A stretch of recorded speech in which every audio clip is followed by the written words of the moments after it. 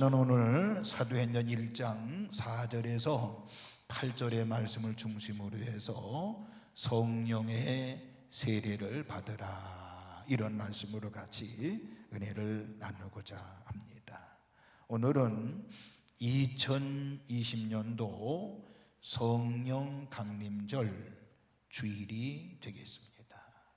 이 성령 강림절 예배에 참석하신 여러분 모두가 오늘 말씀의 제목처럼 성령의 세례를 받으시기를 주님의 이름으로 축원을 드리겠습니다.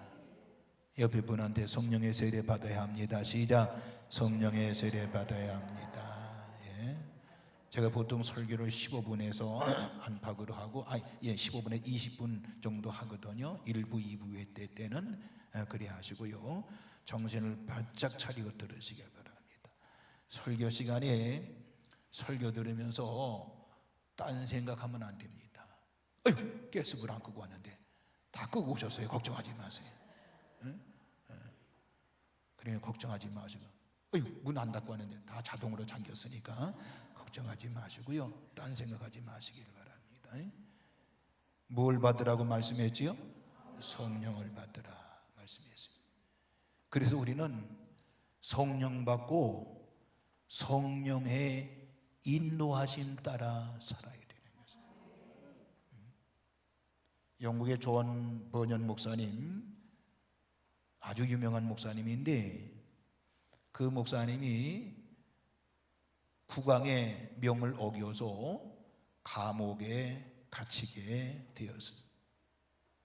어느 날 감옥을 관리하는 사람이 이 존 버년 목사님한테, 목사님, 내가 윗사람한테 보고하지 아니하고 감옥문을 열어놓을 테니까요, 집에 가셔서 사모님도 만나고 또 자녀들도 만나고 그리고 오십시오.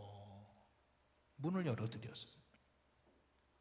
그런데요, 이 존 버년 목사님이 금방 돌아왔어요. 그때 이 감옥 책임자는, 목사님, 왜 이렇게 빨리 오셨습니까? 그때 이 존 버년 목사님은 당신의 호의는 고맙지만은 성령이 인도하시는 길이 아니라서 돌아왔습니다, 이렇게 얘기를 했습니다. 근데 웬일입니까? 우연일까요? 웬일입니까? 그 일이 있은 후에, 돌아온 이후에, 있은 이후에 1시간 후에 영국 국왕이 직접 감옥에 와서 시찰을 하면서 존 버년 목사님을 확인하고 돌아갔다는 것입니다. 이때 이 형무소 감옥의 책임자는, 목사님께서 성령의 인도하심을 따라 행동하셨기 때문에 목사님도 살고 나도 살게 되었습니다, 이렇게 얘기했다는 것입니다. 그러면서 그 책임자가 뭐라고 그랬는고 하니, 이제부터는 언제 목사님이 가고 싶다고 하시면, 이야기하시면 제가 보내드리도록 하겠습니다. 오실 때도 마찬가지, 오고 싶을 때 오시면 되겠습니다 라고 얘기했다는 것이. 여러분, 무슨 얘기예요? 우리가 살면서요, 수많은 선택의 기로에 설 때가 많이 있습니다. 어떻게 할 건가라고는 기로의 선택에 놓일 적이 많이 있습니다. 그런데요, 우리 하나님의 자녀들은 특별히 내 고집, 내 방법대로 생활하지 말자고 하는 것을 오늘 제가 예화를 통해서 깨달을 수가 있는 것입니다. 다시 말하면 성령의 인도를 따라 생활을 해야 되는 것입니다. 내 양심에 비춰오는 주님의 음성에 귀를 기울일 줄 알고 내 마음속에 비춰오는 성령의 지시를 따라 행동해야 되는 것입니다. 혹시 그런 분은 계십니다마는 목사님이나 그렇게 하셔. 목사님이나 그렇게 하셔. 이게 뭐예요? 내 속에 반항심이 있다는 얘기입니다. 내 속에 반항심이 있다는 얘기입니다. 저도 역시 성령의 인도함 따라 사역을 하고 있어요. 만약 제가 사리 사역 때문에 사역을 하고 있다고 그러면요, 39년의 사역을 이렇게 하나님께 기쁘게 해드리진 못했을 거예요. 아까 그 목사님 오늘 아침에 새벽 기도 끝나와서 아침을 간단하게 먹고 리모컨을 틀었더니 그 교회에 대한 소개가 나오더만요. 내가 이미 근데 오늘 이 방송할 줄 몰랐어요. 제가 사전에 본 게 아니기 때문에. 그 목사님 TV에 나오더라니요. 그런데 이 목사님이 하루아침에 저렇게 건물을 가지고 그렇게 했나요? 아니에요. 옥 목사님이 수년에 돌아가셨습니다. 옥 목사님이 사역할 때 만난 목사이기 때문에 수년이 흘렀을 거예요. 저렇게 교회를 크게 짓고 텔레비에 나와가지고 오늘 기독교 방송에 나와가지고 무슨 방송이냐면 C채널인가 뭔지 모르겠습니다만은 사역을 하는 것을 이제 보았는데 뭐예요? 그만큼 비전을 가지고 그리고 성령의 인도함 따라서 했기 때문에 지금 여러분들 교회가 크든 적든 우리는 성령의 비전을 성령에 따라 비전을 가지고 살아야 됩니다. 저는 우리 교회, 우리 지방에 44교회입니다. 그 중에 절반 이상이 미자립입니다. 20몇 교회가 미자립입니다. 여러분들, 그들은 지하에서 2층에서 개척을 하면서 5년, 10년, 15년 되는데도 미자립. 근데 그분들한테 뭐라고 얘기하지 않습니까? 왜? 나도 개척을 해본 사람이기 때문에. 저들이 얼마나 개척을 하면 심을 수가 있을까 말이지. 이걸 알기 때문에 제가 무슨 얘기를 못하는 것입니다. 여러분, 성령의 인도함 따라 살고 성령의 인도함 따라 살면 그 사람이 행복한 사람이고 은혜로운 사람인 것을 믿으시기 바랍니다. 그래서 여러분들 자기 의욕만 가지고는 안 되는 거예요. 여러분, 하나님의 일은 자기 의욕만 가지고 되는 게 아닙니다. 내가 하고 싶다고 되는 게 아니고요, 비전과 꿈을 가지고 하나님 기도할 때 하나님이 이렇게 서포팅을 해주면 그것이 1년 지나 2년 지나 3년 지나 4년 지나 그리고 연수가 차면서 하나님의 역사가 일어나는 거예요. 여러분, 하루아침에 한 숟갈에 배가 불러요, 안 불러요? 왜 끄떡끄떡하네요? 안 부르는 거요. 한 숟갈에 배 부르는 게 아니요. 천리길도 뭐라 그랬지? 어떻게 하죠? 천리길도 한 걸음부터, 천리길도 한 걸음부터. 태산도 그냥 올라가는 게 아니고 밑에서부터 어떻게 올라가? 한 발자국 한 발자국 한 발자국 올라가는 거요. 내 의욕 가지고 되는 것이 아니에요. 하나님의 일, 평신도도 마찬가지, 주의종도 마찬가지요. 내 의욕 가지고 되는 게 아니요. 하나님이 뒤에 스포팅을 해줘야 되는데 그게 바로 뭐냐? 성령이 하시는 일 믿으시기를 주의 이름으로 축원을 드리겠습니다. 그래서 저는 오늘 여러분들에게 이 성령 강림절에 우리 모두가 다 예수님이 승천하시 직전에 하신 말씀이 바로 뭐예요? 성령 받으라고 말씀한 거예요. 성령 받으라고 말씀한 거예요. 예수님이 부활했잖아요. 그리고 승천하셨잖아요. 승천하신 다음에 내가 너희들에게 성령을 보내주겠다고 말씀해 성령 받으라고 말씀했습니다. 제가 부활절에 말씀했어요. 예수님이 부활하신 다음에 제자들을 만나서 첫 번째 하신 말씀이 바로 뭐냐? 숨을 내쉬며 이르시되 후 내쉬며 이르시되 평안하뇨? 그러면서 너희들 성령을 받으라, 이 말씀을 한 거예요. 오늘 본문에서 그래도 분명히 말씀하기를 오직 성령이 너희에게 임하시면 너희가 권능을 받고 예루살렘과 온 유대와 사마리아와 땅끝까지로 내 증인이 되라고 말씀하면, 자, 그러면은 오늘 이 시간 이 성령 강림절에 우리가 성령 받아야 될 이유가 바로 뭘까요? 제가 오늘은 몇 가지만 얘기한다고요? 두 가지만 얘기할게요. 첫째는 뭐냐? 성령을 받고 성령이 임해야 될 이유가 바로 뭐냐? 성령이 임하면 우리 자신이 영의 사람으로 거듭나기 때문입니다. 영의 사람으로 거듭난다 그 말이에요. 영의 사람으로. 영의 사람은 뭐예요? 쉽게 얘기하면 영의 사람은 하나님의 사람을 얘기하는 거예요. 말씀의 사람을 얘기하는 거예요. 영의 사람은 말씀의 사람, 그리고 하나님의 사람, 기도의 사람, 일 얘기하는 거예요.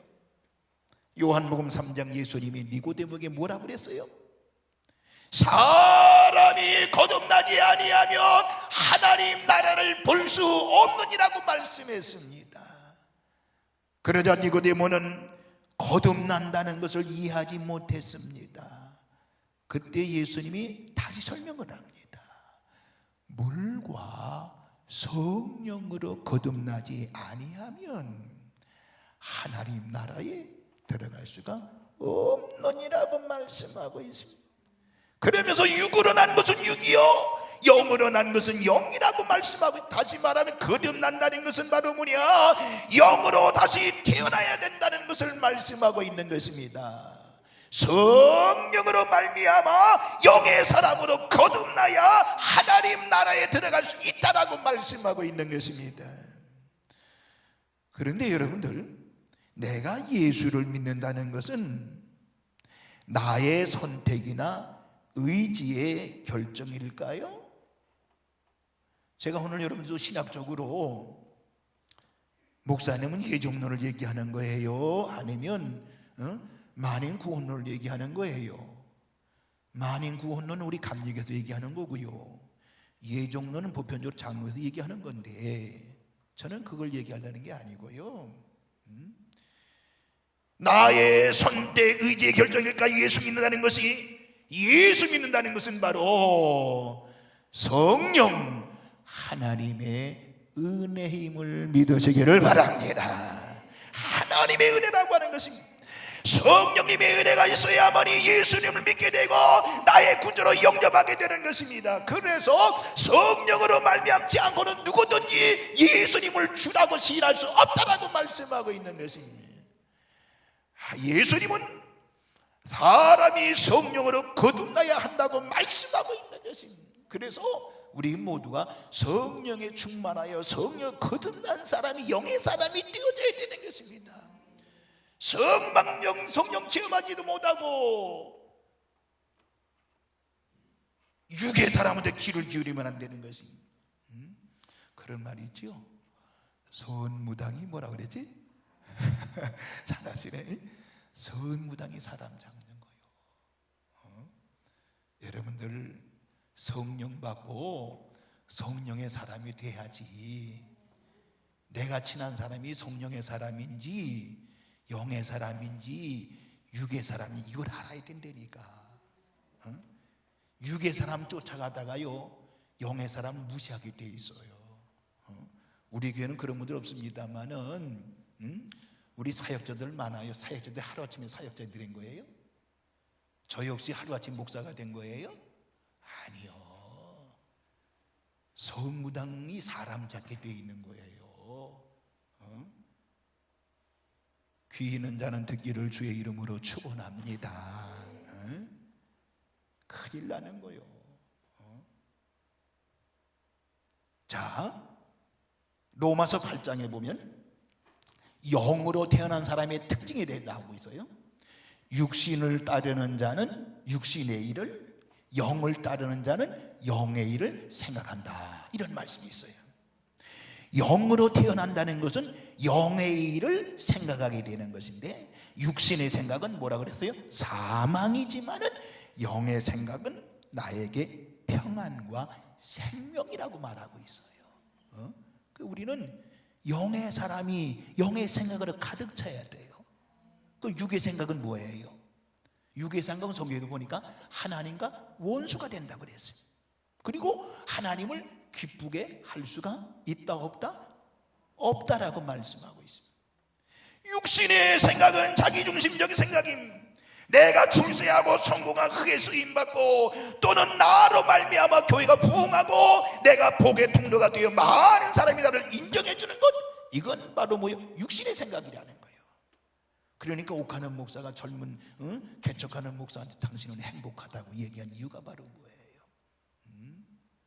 큰 교회가 수만 명이 모이는 교회가 되어 보니까 그렇게 되고 싶지는 않았지만 다 자기 중심으로 되어버리고 자기를 인정하는 사람이 너무 많고, 그래서 개척하는 박 목사님한테, 아까 그 박 목사님한테 당신은 행복한 목사라고 얘기했다는 거 아니에요.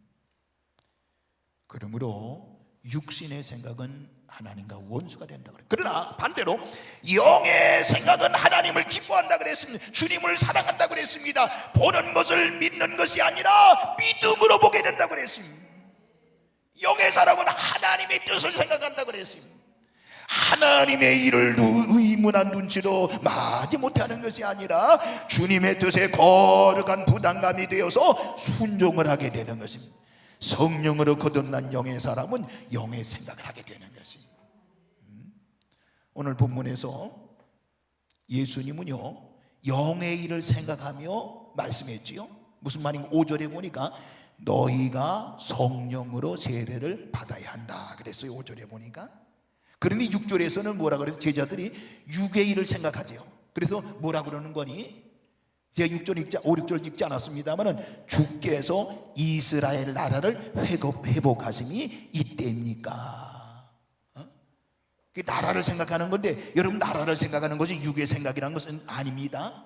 그런 제자들은 예수님의 나라가 임하면 자기들은 예수님의 제자 중에 한 사람이기 때문에 예수님이 왕이 되어지면 자기들은 높은 자리에 앉을 것을 생각하면서 뭐라고요?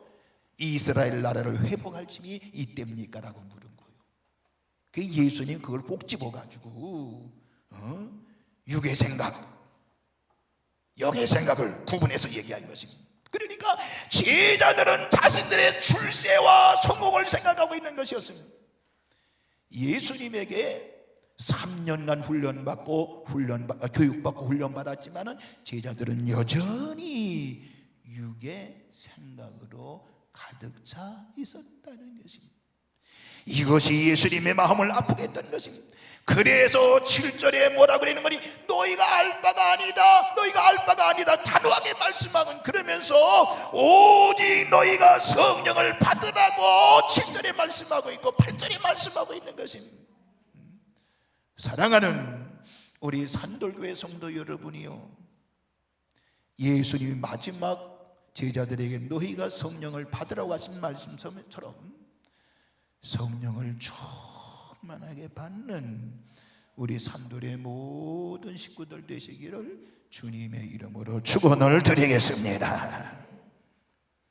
두 번째, 왜 성령을 받은 이유가 바로 뭐냐? 성령이 임해야, 한번 따라합니다.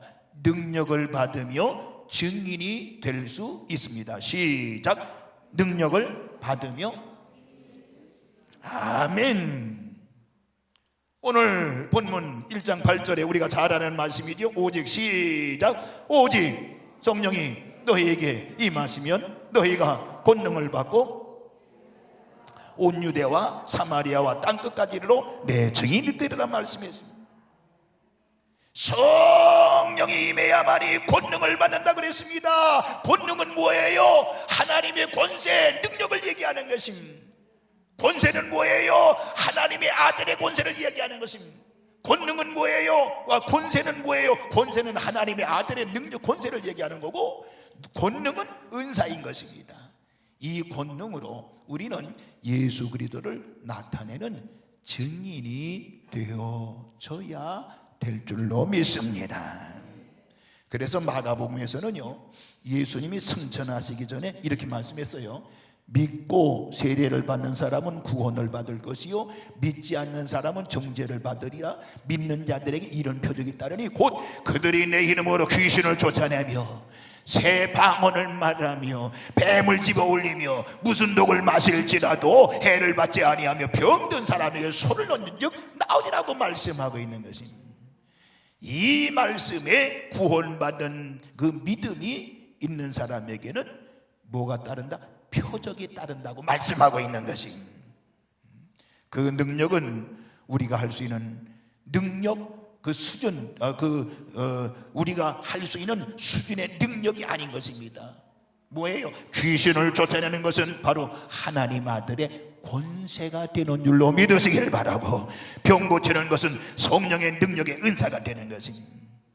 오늘 저와 여러분 모두가 다 성령의 능력 받아서 증인의 사명을 잘 감당하시기를 주님의 이름으로 축원을 드리겠습니다. 마가복음 마지막에는요, 예수님의 제자들이 나아가 두루 전파할 때 주께서 함께 역사하사 그 따르는 표적으로 말씀을 확실히 증언하게 되는데, 마가복음에서는 생략이 되었지만은 제자들이 믿는 자의 표적 권능을 행할 수 있게 된 것이 사도행전 2장의 성령 강림 사건입니다.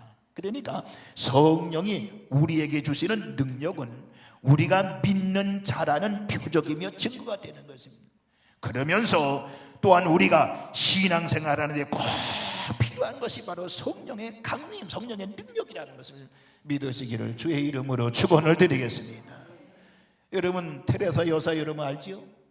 테레사 여사는요, 인도의 캘커타에서 죽어가는 사람들을 보면서 하나님의 부름을 받았습니다. 그러나 그 당시 아무것도 그 여인은, 연약한 여인이 아무것도 할 수 없었습니다. 자신은 연약한 여인이었지만은 하나님의 권능이 그에게 임하니까 그 사명을 그저 그때마다 잘 감당하게 된 줄로 믿으시기를 바랍니다. 우리가 두날개 훈련할 때 조지 뮬러에 대한 영상도 보고 합니다만은, 조지 뮬러, 그는 길에서 구걸하는 아이들을 보면서 하나님의 부담감을 받았습니다. 아이들을 돌보는 사역을 하게 된 것이다 그 말이에요. 1년, 2년, 3년, 4, 5년 때 수백 명의 영혼들을, 어린아이들을, 온 아이들을 키웠단 말이에요. 하루아침에 그렇게 크게 됐어요? 아니에요. 1년, 3년, 5년, 10년, 15년, 20년 되면서 그렇게 크게 성장이 된 거예요. 이게 뭐예요? 훗날 그 조지 뮬러의 고백에 바로 문관이 고백하기를 하나님이 자기의 기도에 5만 번의 응답을 했다고 말씀하고 있는 것입니다. 그래서 성령 받고 은혜 받고 능력 받고 그 일을 감당했다라고 고백을 하는 것입니다. 우리나라의 바퍼 목사라고 하는 다일 공동체 그 사모님이 얼마 전에 국민일보에 연재가 나와서 제가 쭉 봤습니다만은 엄청난 사역을 하고 거의 하루아침에 이루어진 거예요. 자기가 시작하면 작게 시작해가지고 작게 하루 이틀 그다음에 1년 2년 이렇게 하면서 점점점 커졌는데, 어떤 사람들은 그 사람이 그냥 하루아침에 그렇게 된 걸로 착각할 수가 있어요. 아니에요. 그 고생한 거 보니까 말로 표현할 수 없었어요. 만약 중도에 하다가 심지어 포기했다가 이렇게 크진 않았을 겁니다. 뭐 저쪽에 시골에도 엄청난 큰 건물을 가지고 거기다 이제 사역을 해 거기서 하는 걸 또 알고 나왔습니다. 보니까 하루아침에 된 거예요? 아니에요. 이 세상에 하루아침에 되어진 일은 하나도 없어요. 그만큼 기도하고 비전을 가지고 기도하고 했기 때문에 1년, 5년, 10년, 15년, 20년.